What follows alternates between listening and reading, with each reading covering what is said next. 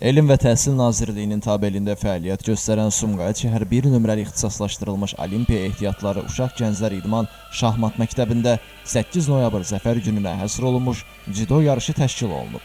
Yarışda 2009-2011 və 2012-2013-cü il təvəllüdlü yeniyetmə oğlanlar arasında məktəb daxili birincilik uğrunda mübarizə aparılıb.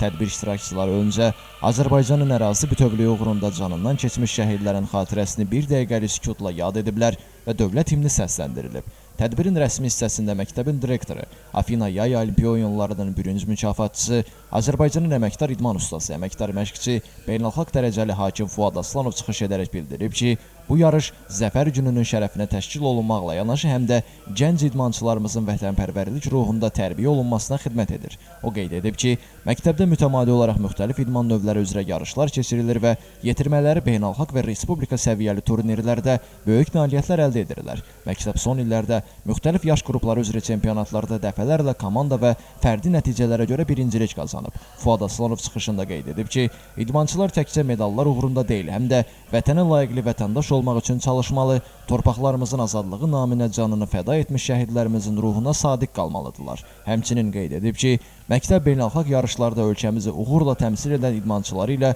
qürur duyur və onlara yeni uğurlar arzulayır. Tədbirdə çıxış edən Abşeron Xızı Regional Təhsil İdarəsinin Sumqayıt sektorunun müdiri İman Ağayev bildirib ki, bu məktəb regionda idmanın inkişafı baxımından mühüm rol oynayır. Onun sözlərinə görə, burada yaradılan şərait peşəkar məşqçi heyəti və ardıcıl təlim prosesi nəticəsində yüzlərlə yeniyetmə və gənc öz bacarıqlarını nümayiş etdirmək imkanı qazanır. Tədbirdə iştirak edən Paralimpiya oyunları çempionu, əməkdar idman ustası İlham Zəkiyev də öz çıxışında bu cür yarışların gənc nəslin idmana marağının artırılmasında və vətənpərvərlik ruhunda böyüməsində vacibliyini qeyd edib. Abşeron Xızı Regional Gənclər və İdman İdarəsinin idman sektorunun müdiri Vahid Abdullayev keçirilən yarışın əhəmiyyətindən danışıb. Tədbirdə diqqətə çatdırılıb ki, məktəbin yetirmələri 3-cü MDB oyunlarında uğurla iştirak edib və müxtəlif idman yarışları üzrə 11 medal qazanıb. Həmin idmançılar təbrik olunub və onlara hədiyyələr təqdim edilib. Daha sonra yarışlara start verilib. Qeyd edək ki, 2020-ci il 8 noyabr tarixində Azərbaycan ordusu Ali Baş Komandan İlham Əliyevin rəhbərliyi ilə